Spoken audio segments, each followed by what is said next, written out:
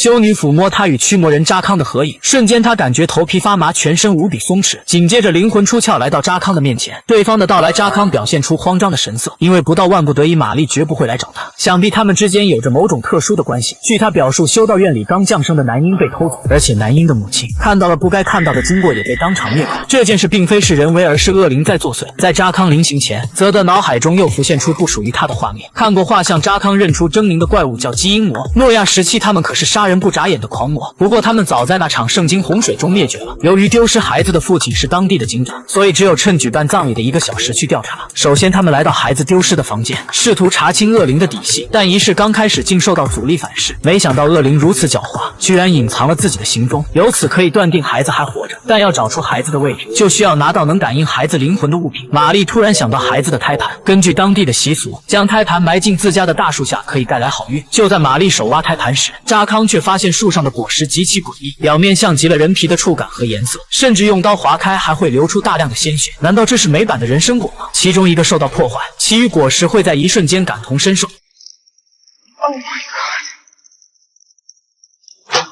听到声音，孩子的父亲出来抓贼。当看到对方是玛丽，他才放下警惕。但他不理解自家的树上为什么会长出人肉。扎康称那东西是远古伊甸园的禁物，而且偷走孩子的恶灵是夏娃的妹妹。他为了获得永生，做了地狱女神。话音刚落，警长接到消息，又一名刚出生的女婴也不翼而飞了。巧合的是，警长认识丢孩子的父亲，他们彼此之间竟是父子关系。简单来说，就是第1个被偷的是警长的儿子，第2个被偷的是警长的亲孙女。扎康问他们是否得罪过吉普赛人，或者是整个家族遭到了诅咒。了解了大致情况，他来到后院的水池，将蚯蚓均匀摊在水池的周围，准备念出咒语逼出夏娃的妹妹下三滥。仪式还没结束，就有修女跑来说家属那边有事，马上让他回去。蚯蚓反常的活跃引起扎康的警觉，随后在要离开时，他念出了恶灵的名字。见自己被识破，他也不准备再装，彻底暴露出他的本来面目。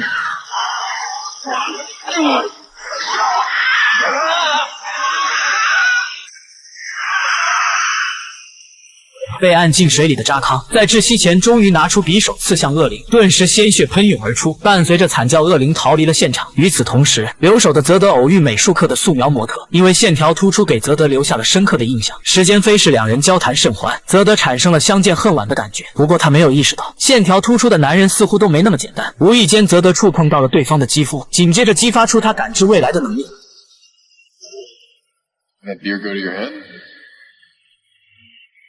他没有惊慌，反倒装作什么也没发生过，随便找个借口将渣男骗到了基地，趁渣男没有防备逼问他是在替谁做事。谁又能想到幕后之人竟是泽德的父亲？其实名义上的父亲是圣灵十字军的领导者，军团用残忍的手段培养有异能的孩子，而泽德是这些人当中至关重要的存在。随后2名十字军杀手出现，迫于恐惧他挟持了渣男，但杀手毫不犹豫地阻断了他的念头。熟悉的针管勾起了泽德的童年阴影，借助自己对地形的了解展开灵活走位。看金发女的身形，她应该是力量型选手。对抗间，泽德趁其不备将他推入时空之门。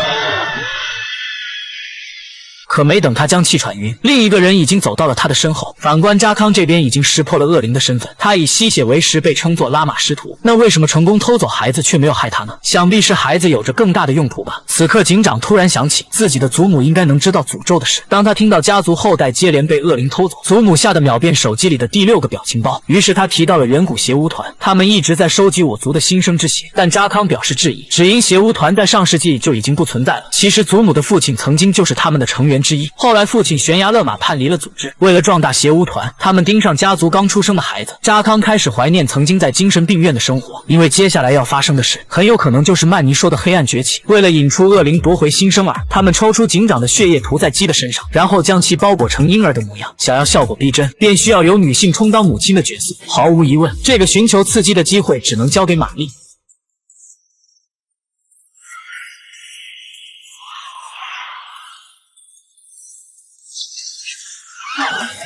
紧接着他与玛丽进入了地下管道，果然在不远处他们找到了2个孩子，但还没等他们离开，拉玛师徒识破了他们狸猫换太子的把戏。扎康利用对方壮大实力的心理，反过来要挟拉玛师徒，不然就弄死孩子。没办法，他只能说出一切。之所以他会甘愿为邪巫团偷孩子，因为他们找到了打破3界屏障的方法，很快他们就可以自由行走在阳光之下。问出答案后，扎康便拿出一个魔牌，召唤出比拉玛师徒更厉害的恶魔。当一切结束，他们要离开时，竟听到了第3个婴儿的哭声，但也就是片刻的迟疑，令扎康看到了更凶险的危机，竟是早已被洪水灭绝的基因魔。此时扎康也懵了，只能尽量不出声，希望能保住狗命。恶灵越来越近，玛丽最后一道防线也被摧毁，他果断掏出手枪击中扎康，为自己的离开争取时间。